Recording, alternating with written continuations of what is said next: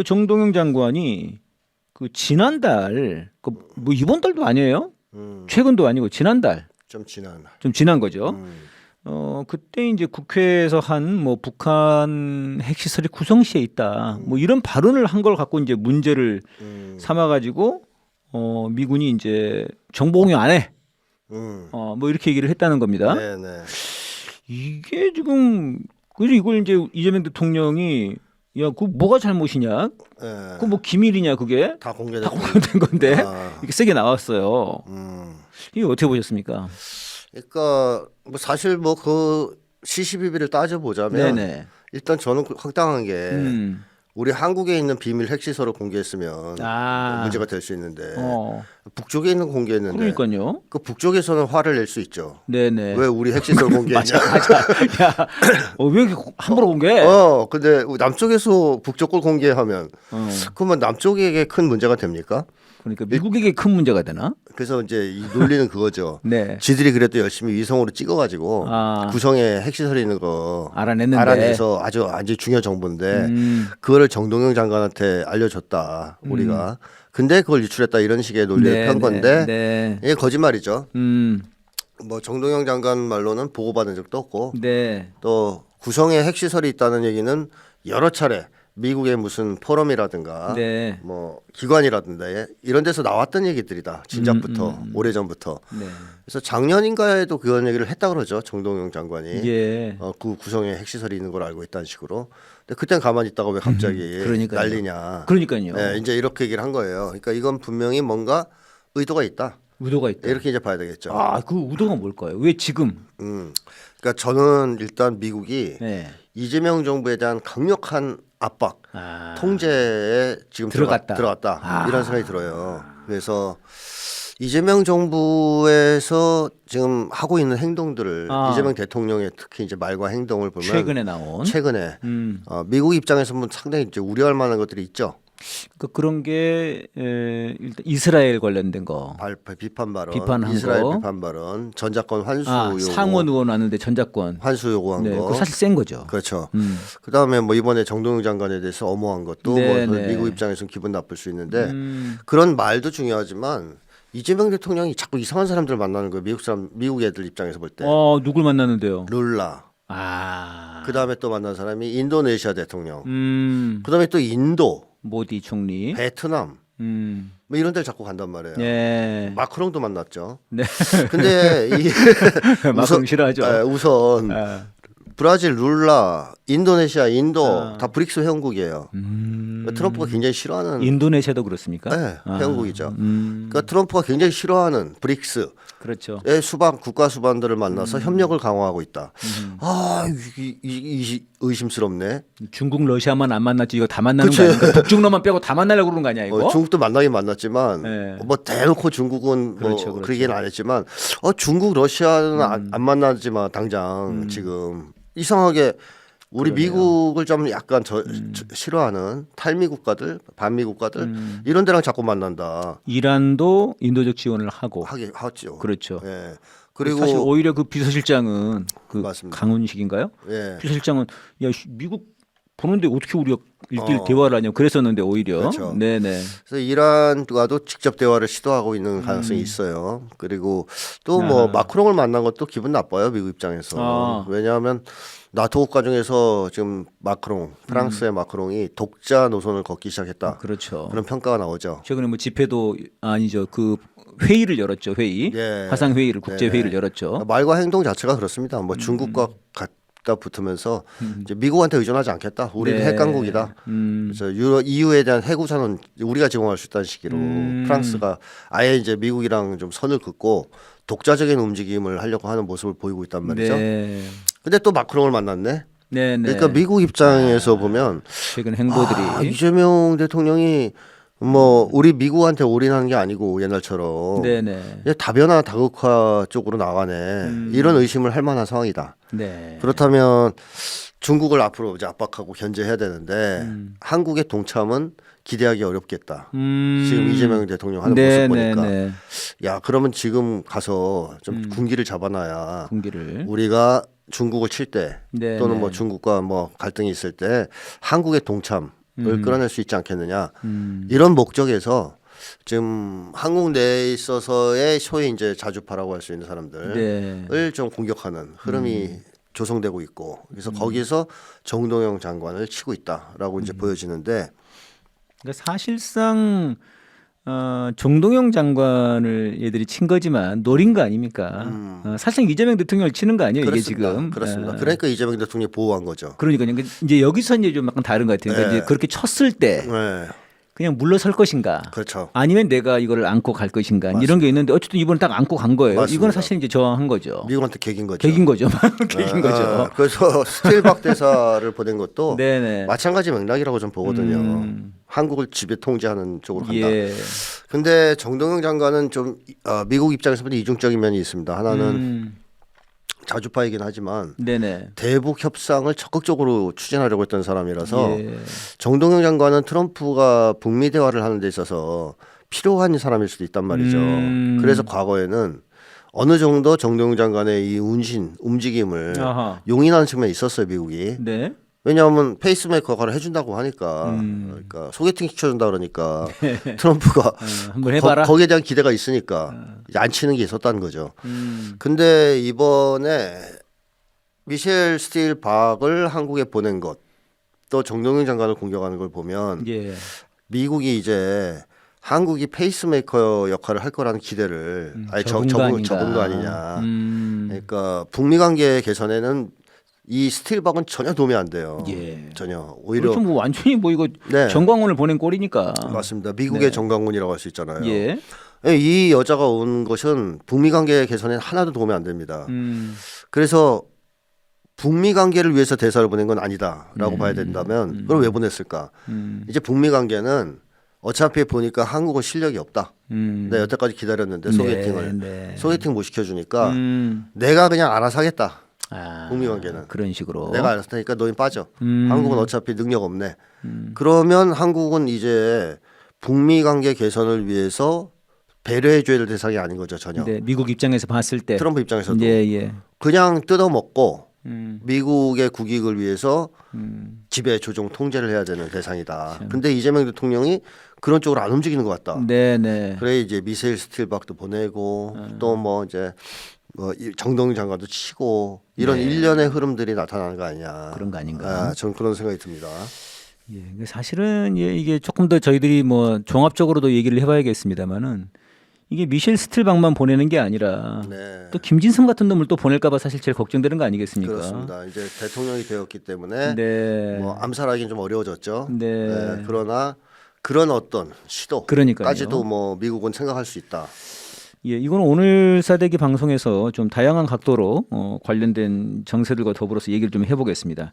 근데 이제 방금 말씀하신 그런 상황에서 사실 이제 이재명 대통령이 지금 뭔가 북미 회담과 관련해 가지고 뭔가를 돌파해 보려고 계속 노력을 하고 있는 것 같아요. 그건 맞는 것 같죠. 그러니까 이제 김민석 총리를 자꾸 이제 미국 보내 가지고 뭔가 트럼프한테 뭐 흥미로운 제안 이런 거를 하고, 저는 이제 이번에 오늘 지금 베트남에 지금 들어가 있는데 지난 1월에 이제 이해찬 총리가 여기 가가지고 뭔가를 해보려고 하시다가 이제 돌아가셨단 말이에요. 여기서. 그냥 가지는 않았을 거고 이해찬 총리는. 그다음에 이번에 이재명 대통령도 이제 물론 이제 인도 갔다가 베트남 간 겁니다만은 뭔가 그래서 이제 북미회담 관련해서 뭔가를 해보려고 하는 그런 움직임인 거 아닌가. 저는 좀 그런 생각이 좀 들던데요. 뭐 그것도 뭐 배제할 수 없죠. 송영길 전 대표가 미국에 갑자기 갔는데 개보드 만났어요. 털씨 개보드.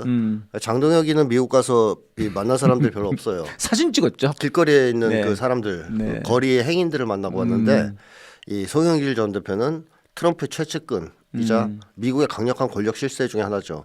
털씨 개보드 D&I 국장을 만나고 왔습니다. 국가정보국장. 이 털씨 개보드가 아주 옛날부터 북미 대화를 주장했던 사람입니다. 북미 관계 정상화까지. 북과의 관계에서 대화를 풀어야지. 그렇지. 핵으로는 안 된다. 안 된다. 무력으로는 안 된다. 이 입장을 확고하게 갖고 있는 사람이잖아요. 그러면 송영길 전 대표가 그 개버드의 책을 한국에 내서 그것 때문에 만나줬다는 걸 표면적 이유로 들었지만 과연 책 얘기를 하러 갔을까? 북미 관계와 관련된 얘기를 하러 갔을 수도 송영길 대표도 그렇죠 있다. 아하. 그런 여러 각도로 지금 그러네요. 그런 것도 있을 수 있겠네요. 이재명 정부가 그 남북 대화 그다음에 북미 대화 이쪽으로 지금 해보려고 하는 거 아닌가? 시도를 하고 있는 거 아니냐 하는 생각도 듭니다. 그러니까 이제 그 왕이 부장인가요? 네. 그 외교부 부장인가? 그 왕이가 아무튼 이제 북한에 다녀왔습니다. 네. 그래가지고 이제 이거를 러시아에서 외무부 장관 라브로프인가요?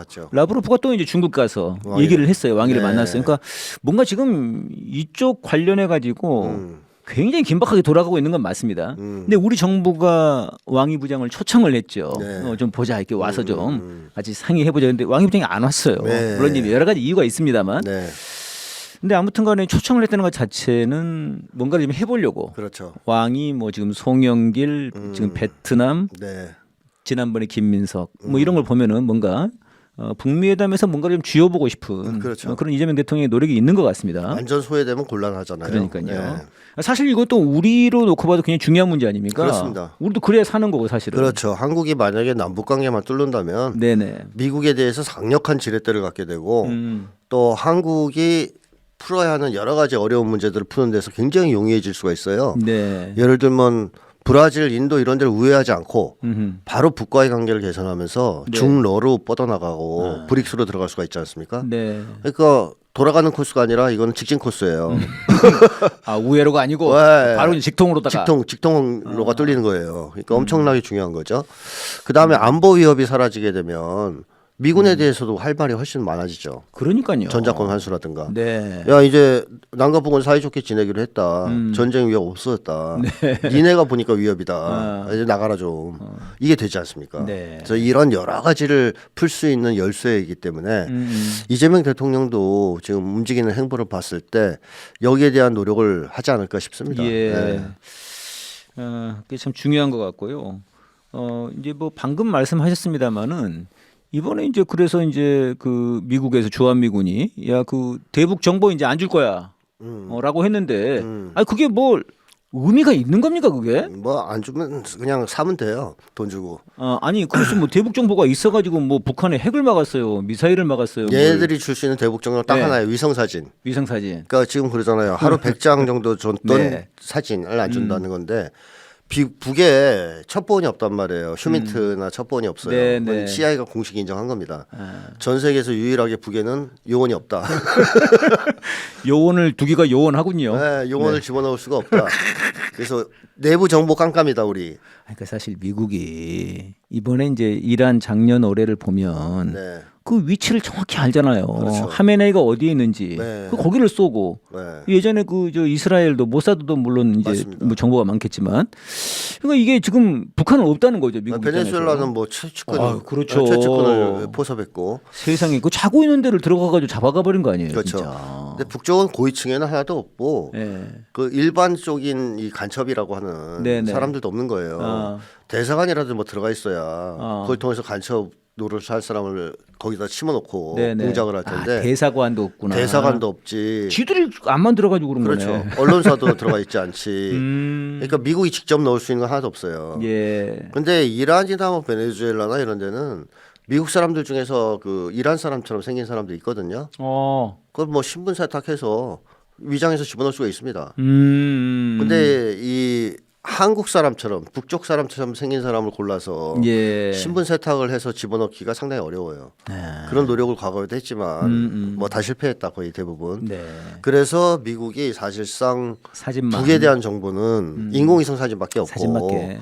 오히려 북에 대한 정보를 한국에 의존한 경향이 있습니다. 그러니까 우리도 준다고 하더라고요. 우리가 주죠. 근데 미국한테 받는 것만 아니에요. 그러니까 우리도 다 끊어버립시다 그냥. 우리 안 주면 돼요. 우리도. 예, 주지 마요. 사진 같은 거는 안 받아도 됩니다. 그리고 인공위성 사진 사도 돼요. 상업위성 거. 근데 이 정보는 미국은 한국 없으면 받을 수 없는 것들이 있습니다. 한국 정보 기관들, 꿀리네. 중국이라든가 이런데 첩보 기관들 많이 깔아놨잖아요. 우리나라가. 그리고 한국은 북과 어쨌든 과거의 교류도 있고 뭐 이런 것 속에서 조금씩 정보들이 들어오는 게 있습니다. 그래서 한국 쪽이 사실상 미국한테 정보를 더 좋은 정보를 많이 주는 쪽이다. 들이 진짜. 그러니까 따라서 이거 안 준다 그러면 좋네요. 그러면 우리도 안 준다. 그럽시다. 그냥 깜깜이로 살아라 너희들. 예. 맨날 사진이나 찍어라 그냥 이러는 거죠. 아니 그래 뭐 또 사실 지들이 중요한 정보는 또 주지도 않지 않습니까? 결정적인 것도 안 줘요. 맞습니다. 아니 그리고 그 지난번에 그 문제가 됐던 그 전투기들 나가가지고 중국 전투기랑 그 네. 대결해가지고 진짜 전쟁 날 뻔한 거 아닙니까? 우리 한반도에. 네. 근데 그런 정보는 주지도 않았지 않습니까? 전혀 안 줬죠. 나중에 우리가 항의하니까 뭘 또 예. 뭐 나는 사과 안 했다고 또 그렇게 적반하장으로 막 나오고 말이죠.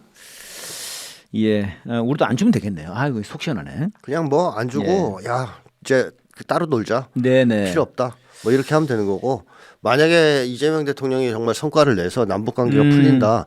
그럼 그때는 막 얘들이 와서 상황이 달라지는 거죠. 빤스 벗고 매달릴 겁니다. 살려달라고. 네, 상황이 달라지는. 그때 그 정의용, 네, 걔가 국가안보실장이었나. 네. 그 문재인 대통령 시절에 그 북한에 가서 협상 한번 하고 와가지고 트럼프랑 막 다 둘러싸가지고 야 무슨 얘기 들었어? 뭐라고 그러냐? 네, 빨리 안 얘기 안 하면 때릴 거야. 뭐 이런 거의 그런 분위기였죠. 네. 그런 분위기였죠. 네. 그런데 이제 결국 이거를 안 주겠다고 한 것이 이제 주한미군이란 말입니다. 그럼 이제 브런슨이죠. 네? 브런슨이 이거 아주 그냥 한국을 아주 내팝니다. 진짜 우리를 뭘로 보는지. 근데 이놈이 이제 오늘 뉴스에 나온 걸 보면은 미국 의회에서 얘기를 했는데 몇 가지 아주 그냥 엄청난 얘기들을 했어요. 하나는 주한미군이 한국에 주둔하는 거는 미국 방어를 위한 거다. 미국 국익을 위한 거다. 야, 솔직한 얘기를 했죠. 정말 저는 이렇게 솔직한 얘기는 처음 봤어요. 네. 그동안은 한국을 지켜주는 거다 그랬거든요. 그렇죠. 명색은 그랬어요. 뭐 북한으로부터 지켜준다, 중국으로부터 지켜준다. 그랬는데 미국 방어, 미국 국이 이런 얘기를 했어요, 선생님. 그러면서 국토 방어를 위해서 뭐 이런 그거 국토 방어를 위해 산다는 거예요. 이제 드러낸 거죠. 그렇죠. 우리가 성주 사드 그거 우리한테 뭐가 필요하냐 그게. 북한이 우리한테 쏘는데 이게 뭐 방사포면 됐지 무슨 ICBM으로 뭐 그렇죠. 대기권 밖에 나갔다 오냐. 미국 방어용이다 이런 거죠. 그런 얘기를 했죠. 네, 중국 견제용이고. 야 이거 게다가 뭐 지금 브론슨 이렇게까지 나오는 이유가 뭐죠? 브론슨 말에 의하면 성주의 사드를 빼지는 않았다 포를. 근데 미사일은 다 뺐다. 그렇죠. 진짜 짜증 나가지고 나도 그것도. 근데 미사일 다 빼면 못 쏘는 거 아니야 어차피. 그렇죠. 제가 볼 때 미사일만 뺀 이유는요. 포대까지 다 들고 가려면 너무 힘들고 무겁잖아. 그래서 그것만. 그래서 미사일만 일단 갖다 놓은 것 같은데 어쨌든 지금 성주의 사드는 작동을 안 한다는 얘기 아니에요. 브론슨 말을 보더라도. 네, 그렇죠. 참 웃기는 얘기죠. 그러니까요. 그다음에 이제 또 하나 좀 주요하게 생각해 본 거는 브런슨이 규모보다 역량이 중요하다 이렇게 얘기를 했거든요. 그러니까 이 말은 제가 보기에는 주한미군의 감축 정도는 이미 얘기한 것 같아요. 트럼프 쪽에서 얘기했어요. 그러니까요. 아니면은 아예 주한미군을 다 뺀다고 하더라도 예를 들면 주한미군이 아니라 그냥 지들이 기지는 두고 잠깐 거쳐갈게 기지는 놔도 그냥 이렇게 하려고 하는 거 아닌가 이런 생각이 좀 들더라고요. 뭐 예를 들면 평택이 워낙 좋으니까 평택에 소수의 인원을 남겨놓고 그렇죠. 필요하면 데려오고 갑자기 또 필요 없어지면 내보내고. 그러니까 잘 오고 거의 이제 그 모텔 아니면 콘도 이런 식으로 쓰겠다. 거쳐가는 콘도를 평택을 뭐 그런 의도가 있다고 또 볼 수 있는 거죠. 그러니까 이제 애들의 전략적 유연성이라는 게 그런 거 아닙니까? 그렇죠. 여기저기 이제 병력 뺐다가 넣었다가 이러면서 이동시키고 항공모함처럼 쓰겠다는 거죠. 진짜 항공모함 취급하는 거죠, 우리를. 네, 맞습니다. 한국을. 야, 참. 그리고 이제 우리를 아주 열받게 한 게 이겁니다. 이재명 대통령이 이제 그 상원 의원들 만나서 전작권 환수 해야 되지 않냐. 나 점잖게 얘기를 했어요. 그동안 저 미국이 고생했는데 이제는 이제 우리가 해야지 고생 많으셨어요. 이제 이렇게 얘기를 했거든요. 근데 물론 그 자리에서도 그 상원 의원들이 아주 예의 없이 얘기를 했죠. 주한미군은 건들지 마. 뭐 그렇게 얘기를 하긴 했어요. 근데 사실상 거부. 그런 거죠. 근데 이번에 이제 브런슨이 전작권 이거 환수 반대한다. 아예 공개적으로 얘기를 해버렸어요. 반대라기보다 조건이 중요하다. 그러니까 이제 전작권을 주려면 조건을 충족해야 되는데 지금 이제 정치적 편의주의를 조건에 앞세울 수는 없다. 이거 안 주겠다는 얘기죠. 한마디로 조건을 다 갖추지 않으면 안 준다. 다시 말하면 안 준다. 그렇죠. 그런 얘기를 이제 돌려서 안 준다는 거예요. 막 돌려서 얘기한 거죠. 근데 웃기는 얘기입니다. 우리의 주권 아니에요. 전작권은. 그러니까요. 군사 주권이에요. 군사 주권을 우리가 달라 그러는데 이제 뺏어갔으니까 내놔라 다시. 근데 안 돼. 너희는 아직 스스로 군대를 지휘할 능력이 없어. 그러니까 그 능력을 국방력이 5위지만 그건 안 돼. 그 능력을 갖추기 전까지는 못 줘. 돌려줄 수가 없어. 그래서 우리의 지휘를 받아. 와, 이게 말이 되는 소리입니까 정말? 진짜 말도 이런 참 문제는 이거를 한국 정부가 과거에 수용했다는 게 문제예요. 예. 미국이 요구하는 이 말도 안 되는 조건, 네. 조건 충족 시 돌려주겠다는 거를 네. 한국 정부가 동의했다는 게 문제입니다. 그렇습니다. 그래서 이거 이명박 때 했던가 그거를 노무현 때도 약간은 했을 거예요. 아 그래요? 네, 그때 전작권 한 수 달라고 했었는데 그때 네. 그 동의를 해준 겁니까 그게? 그렇죠. 미국에 이 조건을 달았는데 조건 충족 시에 주겠다 했는데 그걸 속았구나. 어느 정도 동의를 해준 거죠. 이 검찰의 등거 같은 거군요. 맞습니다. 근데 이제는 뭐 폐기해야죠. 그 전작권 환수할 때 그런 합의가 과거에 있었다 하더라도 예. 지금 미국의 상태, 한국의 국력 여러 가지를 고려해봤을 때 네. 조건 같은 거는 필요 없다. 우리가 정하겠다. 네. 그리고 조건이 설사 미비되더라도 전작권 돌려받겠다. 자, 예를 들면 한국보다 군대 역량이 약한 나라들 지구상에 넘치고 넘칩니다. 네. 뭐 아프리카 신생국가, 저 동남아의 어떤 작은 국가, 우리나라보다 군사력 약하잖아요. 그러면 그 나라는 그 지휘권을 가지면 안 됩니까? 미국 논리대로라면 그런 나라들은 지휘권 다 가지면 안 돼. 네. 미국한테도 줘야 돼. 조건이 안 되니까. 조건이 안 되니까. 말도 안 되는 헛소리죠. 그러니까 조건이라는 것 자체를 지들이 만든 조건 아닙니까? 맞습니다. 그걸 언제 충족합니까 그거를? 그렇죠. 조건이 되든 안 되든 전작권은 우리의 주권 문제이기 때문에 사실 군사 주권을 남한테 넘겨준 나라를 유일하다면서 우리가. 지구상에 유일하죠. 독립국가라고 할 수는 없어요. 네. 그래서 외국에서 막 한국을 대할 때 한국의 국력이 많이 신장되고 위상이 올라가서 이제 바라보는 시선이 많이 달라졌지만 그래도 여전히 그렇게 얘기한대요. 너희들 군대 지휘권 없잖아. 실제로 외교관이 그런 얘기를 하시더라고요. 속상합니다 진짜. 외교관들이 만나서 대화하고 막 이러다 얘기할 보면 때 한답 툭툭 던진대 외국 애들이 조롱하듯이. 야 너희들은 뭐 지휘권도 없잖아. 군대 지휘권. 독립국가 맞냐? 뭐 이런 식으로. 그래서 굉장히 모욕감을 많이 느낀다. 이런 얘기를 하시거든요. 그러니까 이란이나 이런 다른 나라들이 한국을 조금 우습게 왔던 이유 중에 하나가 이제 그런 게 있습니다. 네네. 군대 지휘권도 없는 놈들이 지네 나라 무슨 독립국가라고 저거에. 네. 그래서 이거는 정말 우리 국가의 자존심, 그다음 네. 주권과 관련된 문제로서 예. 일절 양보 없이 받아와야 된다고 생각합니다. 무조건. 이거 이제 브런슨이 한 말 중에 그 정치적 편의를 앞세운다 이렇게 얘기를 했는데 이것도 참 모욕적이에요. 네, 무슨 정치적 편의예요? 우리가 그러니까 정치적인 수사라는 얘기 아니에요. 이재명 대통령 하는 말이. 그렇죠. 이거 우린 주권에 대한 얘기인데 지금. 그렇습니다. 이 나쁜 놈들 진짜. 예, 혼내줘야 될 것 같습니다.